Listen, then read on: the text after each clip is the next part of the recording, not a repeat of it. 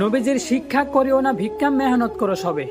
এখন দেশে জাকাত দেওয়া বন্ধ করে সুদ আর ঘুষ খাইতে থাকলে মেহনত করি আর কি লাভ হবে। একদিকে জাকাত নেওয়ার কারণে কিছু মানুষ প্রয়োজনের চাইতেও বেশি অর্থ উপার্জন করায় তাদের মাঝে লোভ কাজ করে, আর এই লোভ থেকেই মানুষের বড় পাপ হয়। অন্যদিকে জাকাত না দেওয়ার কারণে কখনোই গরিব দুঃখীদের হক তাদের কাছে পৌঁছায় না, ফলে সমাজে দেখা দেয় অভাব, আর এই অভাব থেকেই মানুষের স্বভাব নষ্ট হয়। তো বলি, সুদ ঘুষের এই লক্ষ কোটি টাকা দিয়ে বড় বাড়ি বানায় কি লাভ, যদি নিজের শেষ ঠিকানা 3.5 হাতে একটা মাটির ঘরেই হয়।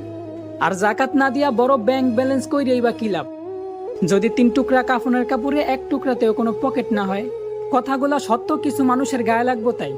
সেই জন্য কমেন্ট বক্সে এসে আমারে গালি দিয়া কোনো লাভ নাই। এই সুদ ঘুষ খাওয়াটা কি সঠিক না ভুল, এটা দেশের আইনের কাছে না জিগাইয়া নিজের বিবেক নামক আদালতের কাছে জিজ্ঞাসা করেন। আর যাই হোক, নিজের মায়ের সাথে জিনা করার মতো একটা গুনাহ করতে এই বিবেক কখনোই রায় দেব না ভাই।